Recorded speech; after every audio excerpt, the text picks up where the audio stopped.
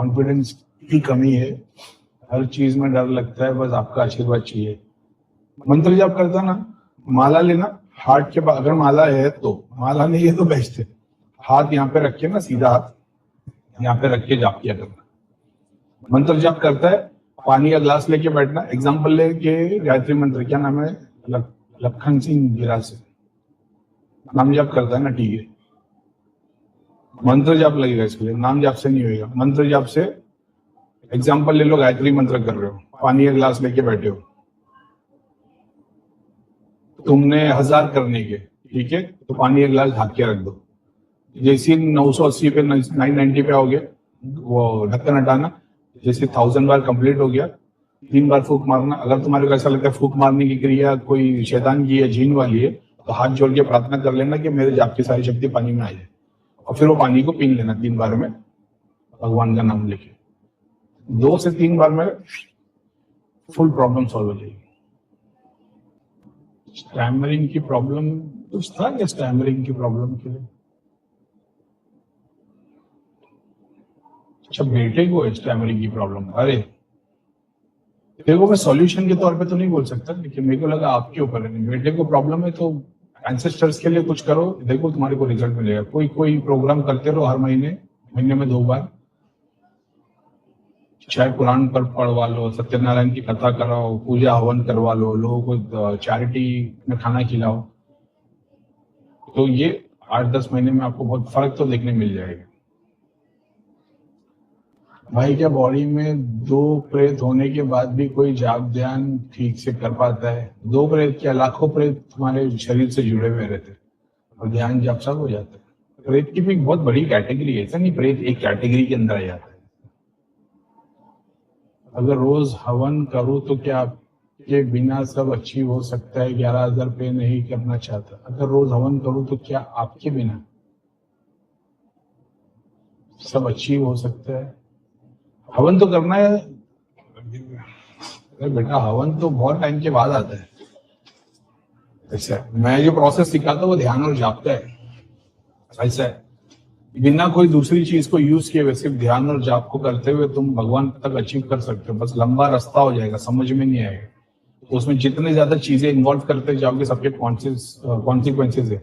अगरबत्ती, फूल, दिया, भोग, जितनी ज्यादा चीजें ऐड करते जाओगे उतने रिजल्ट फास्ट आएंगे। लेकिन वो रिजल्ट में कौन वो रिजल्ट दिखा रहा है, वो एक अलग कहानी है।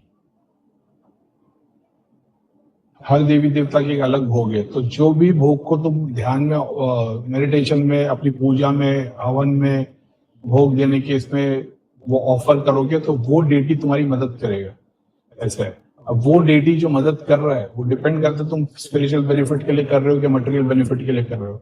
सातों चक्र के कौन से डिजायर से तुम जुड़े हुए हो। ऐसा है, वो लंबी कहानी है। भैया, अगर हस्बैंड या वाइफ में किसी को नेगेटिविटी और उनके होने वाले बच्चे को नेगेटिविटी होगी, क्या असर हो सकता है? क्या प्लीज एक्सप्लेन।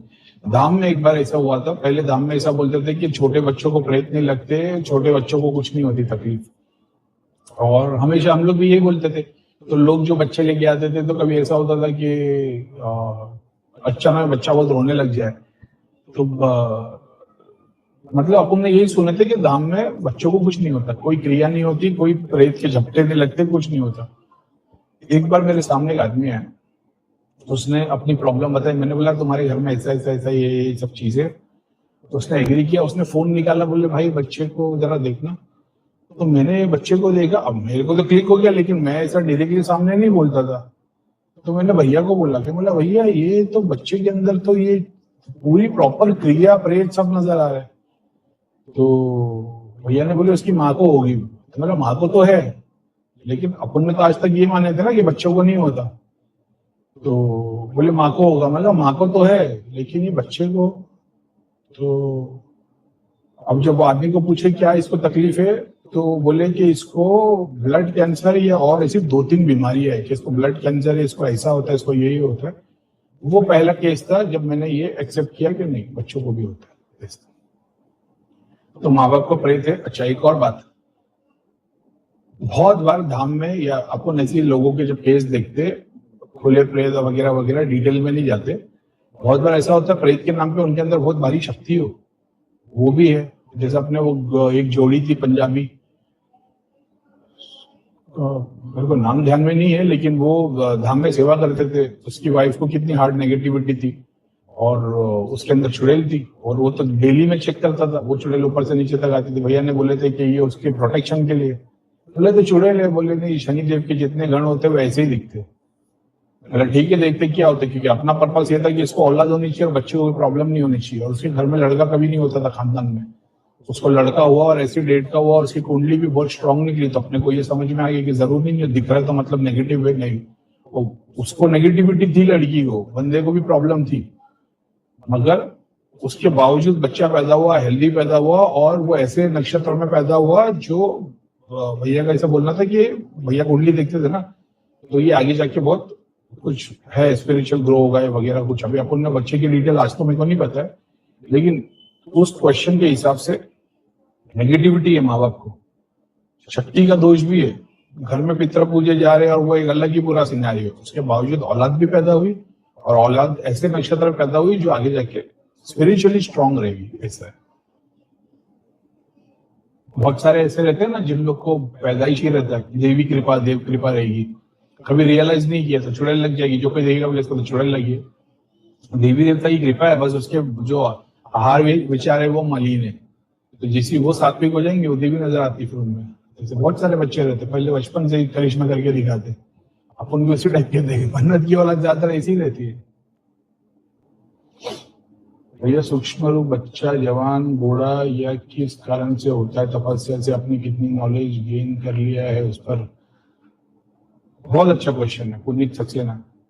मैंने इसके ऊपर सूक्ष्म शरीर के ऊपर वीडियो बनाया, उसके अंदर भी मैंने बताया हो, तुम अपना सूक्ष्म शरीर अगर एक तरीके से बोलो तो भाई वो जाप से पूरा का पूरा बोलकर मंत्र जाप करके सूक्ष्म शरीर पूरा का पूरा बड़ा कर सकते हो, शक्ति के स्वरूप को चेंज कर सकते हो।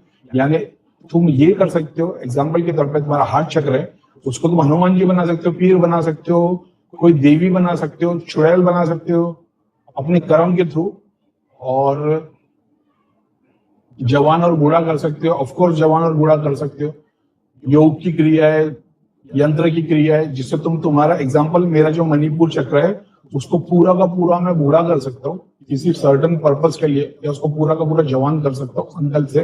संकल्प से तो चल वो अपन सहस्रा में पहुंच गए, इसके लिए कर सकते हो, नहीं तो बहुत सारी विद्या के थ्रू किया जा सकता है। ऐसा है, किसी की आगे चक्र पे बच्चे जैसी चीज बिठा दो या चंचल चीज बिठा दो, उसका किसी एक चीज में दिमाग लगेगा ही नहीं, यहाँ से वहां भटकता रहेगा। ऐसे बहुत सूक्ष्म प्रोसेस है, इतना इजी भी नहीं है कि तुमने बोल दिया भाई मोदी जी के बिठा दो ना, फिर ऐसा नहीं है, बहुत सूक्ष्म प्रोसेस है। लेकिन हाँ, किया जा सकता है, विद्या के थ्रू किया जा सकता है। सातों सूक्ष्म शरीर के राइट के और लेफ्ट के पूरे चेंज किए जा सकते हैं।